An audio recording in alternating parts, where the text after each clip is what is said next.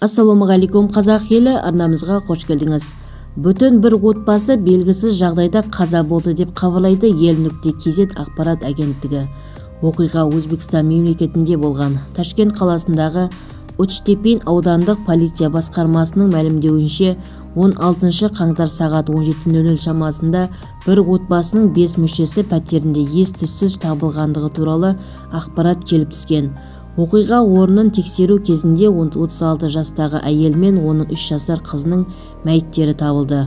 Одан бөлек сол үйден табылған 39 жастағы ер адам ауруханаға дереу жеткізіліп, жансақтау бөліміне орналастырылған. Алайда өкінішке қарай бірінші күн өткеннен кейін ауруханада есін жимастан ер адам көз жұмды.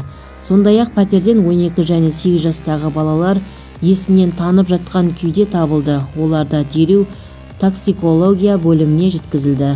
Бас прокуратураның баспасөз хатшысы Хайот Шамсуддинов қазіргі уақытта сараптама жүргізіліп жатқанын және нақты қорытынды алғаннан кейін отбасы мүшелерінің өліміне не себеп болғанын хабарлайтынын мәлімдеді.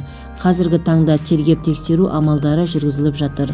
Толығырақ төмендегі сайтымыздан көре аласыздар. Егерде біздің видеоролик ұнаса, подписаться және бір ғана лайк түймесін басып кетулеріңізді сұраймыз.